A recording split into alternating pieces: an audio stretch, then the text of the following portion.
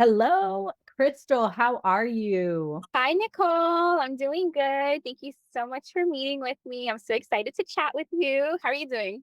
I'm great. Go a little bit deeper of what you have with Scholastic Power, your background as an educator. So, because I'm so excited to speak with you about the summer slump. I have a 6-year-old who's starting first grade, and it's been on my husband's and I's mind of like how to keep him engaged. So, I'm hmm excited to jump into that conversation. But before we do, can you share a little bit of your background and about Scholastic Power? Yeah, absolutely. I've been teaching for 12 years. I have multiple certifications teaching K through 12 ESC, which is working with the special education population, like writing IEPs and implementing accommodations, providing evaluations for students who need extra help. I also support their parents through parent advocacy by attending ESC meetings. I'm also certified in teaching math, grades 5 through 9, as well as high school Algebra 1, Algebra 2. And I have endorsements in reading and ESOL, which is working with children who speak English as a second language. So, my company, Scholastic Power, started 3 years ago officially, but I've been tutoring for about 15 years. It's always been a great side hustle to tutor. And now with my company, I'm able to provide more than tutoring services. I have a team of certified teachers and a team of certified therapists who provide services to families. They go into families' homes providing one to one services, or they meet at the library, local cafes, or high schoolers who are getting SAT and ACT prep. They love to meet at Dunkin' Donuts or Starbucks or Panera. So we really make the learning flexible for wherever the students are. And then for any parents who need ESC support, I can meet with them virtually. So they can be anywhere in the USA, even because our laws regarding ESC students are nationwide. So that's what I'm doing with Scholastic Power. And you know what? I didn't even mention I have the Little Scholars Program, Yes, and yes. that's for toddlers. I don't know if you can hear my toddler in the background. Yeah. So when my son was younger, I taught his VPK classes. So that way I can be a part of his learning. And with my daughter now, since I have multiple certifications as a teacher, rather than going back to the classroom, I said, you know what? With my family's support, I'm able to stay home and run my business and teach little scholars classes for my daughter and her friends. They're 1 to 4 years old. And we really focus on early education where I teach the little ones letter sounds, their colors, their numbers. I do a lot of activities to promote their socialization, to develop their speech and gross motor skills, as well as their fine motor skills. So that's what I've been doing. And I'm so glad that you have me on here to talk to you about the summer slump because that's a real thing.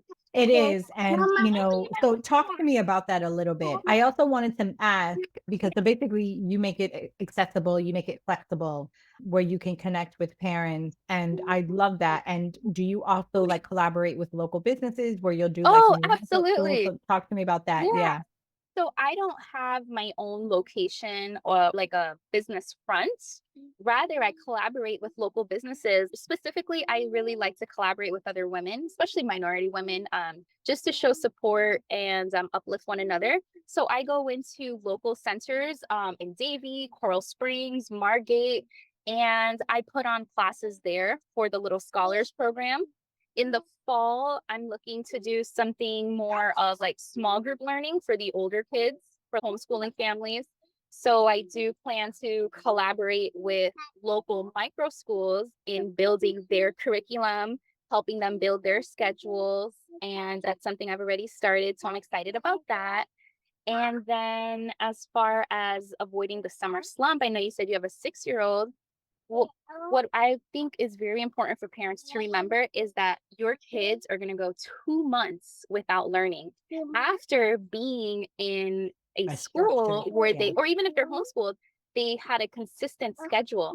So now when that stops and they want to sleep in late, they want to play video games, they don't even pick up a book, it's going to make it harder come August if they haven't read a book in 2 months. So, what I recommend is to always make learning fun. You, as the parent, are your child's first teacher. So, you can include them in everyday life skills. For example, when you're cooking in your kitchen or you're baking, invite your child, your teenager, even your toddler, invite your kids to the kitchen with you. And you can use measuring cups. You can have them pour the water into the pot Simple things like that. Older kids can follow the steps of a recipe. And someone might think, oh, well, how is that learning? Well, in school, especially in math word problems, there are multi step processes to solving a problem. A recipe requires multiple steps. So, including your child in the kitchen, I think is excellent. Also, when you're at the gas station, have your child get out of the car and they can take a look at the gas prices. They can take a look at the mileage. It would be good to calculate how many miles per gallon you're getting with each pump every time you're pumping. What else? When you're at the store, they can calculate the bill before you even go up to the cash register and you're waiting in line. Have them add up everything and see if their total matches what comes up at the cash register. When a family is at a restaurant, you can calculate the bill, include tax, include tip. If there's a coupon, talk about that discount. Incorporating math into your child's summer routine every single day doesn't have to be hard. It can just be doing what you do in your everyday life. When it comes to reading, our kids have tablets, cell phones. They can be reading about anything they like. If your 6-year-old likes Ninja Turtles, have him read about Ninja Turtles. There's also audiobooks. The library has a free app called Hoopla. There's also Kindle. If someone has an Amazon subscription, they can get access to those audiobooks. Audiobooks are a really fun thing. I remember back in the day when we would put CDs into the car, I would have my son sit in the back seat while I played the CD version of the book, and he had the actual physical book in his lap and he would be reading. Sure. I was going to say, when you're at home watching Netflix or Hulu, whatever you're watching on TV, you can even put the captions on the TV, lower the volume, and have your child read along with the movies and the shows. I love that. And talk to me about challenges. Like, how do you feel about challenge? What we thought of doing, because I know Barnes and Noble has a challenge. Nothing Mhm, Bundt Cakes has a challenge that they're mhm, doing. So mhm. we were trying to implement because now we're really enforcing more. My son got a Nintendo Switch, so Oh, we are enforcing though of like more of the chores, and instead of mhm, just purchasing toys, like he has to save up his money for it. So my husband, well, what if for the summer we also included a challenge where if he picks up a book on his own, if he reads on his mhm. own, because he's reading more, or Yeah. asks us to read to him too, because we read to Mhm, him as often. But mhm. with basketball and certain things, you get lazy, right? Oh, it's Yeah. bedtime, and then that's like falls to the list. Mhm. So anyway, talk to me about challenges and Yeah. about how So beneficial they are to do. yeah. So it sounds like you wanna see your son taking initiative, and I love that because 'cause you're pushing him towards independence rather than you saying, Jace, let me come read with you, or Jace, pick up a book, or go pick up a pencil. You want to see him do that. And I would say the best way to motivate our children is to push them through their intrinsic motivation. I would recommend you sit down with your child and ask him, what motivates you? What rewards do you want? Where do you want to go this summer? What new toys do you want? Do you want new clothes or new shoes or a new hat? What is it that you want? And together you can create a list. On that list, like you said, could be chores, could be academic activities that he's doing. But definitely, I would say go based off of your child's motivations, what he likes. Because if we make a chart based on what we like, doesn't mean that he's going to work towards that. A And hundred percent. do you know the library also has a challenge going on? No, I did not. Yeah, Broward County libraries have a challenge going on where they will provide free books to your child to keep, and they also have audiobooks. And I don't know if parents know this, they have learning tablets. So, for example, if you get your child an iPad, they can access Wi Fi and go on Google and explore, do whatever they want. With the tablets from the library, you can check them out using your library card. And on those tablets are only learning games, math, reading, science, history. So I recommend checking out those tablets. And I believe it starts at age 3, but check out your local library to see what they have. And I like that because instead of giving them any tablet, that mean that you're like so overwhelmed with what app, what should I download? The Yeah. library is already taking that work off of you and saying, listen, Mhm, these are some good apps, these are some good things. So thank you for mhm. sharing that. I will add that here. What other things do you believe in also maybe connecting with a tutor, connecting with someone like yourself who offers services to even if it's to kind of refresh things? Yeah. So I take my hat off to parents who are very involved in their children's education and even try to teach them themselves.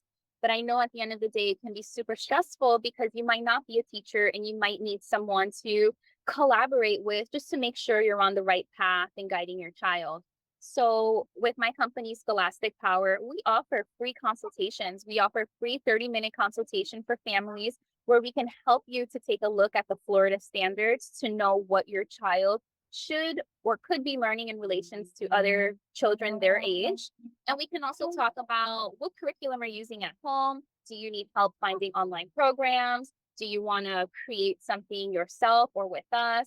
And so by reaching out to me and my team, or even any other education company, you can really find that support that you as a parent might need when trying to tailor your child's, especially summer education. Like, how do you have your child learn while you're traveling?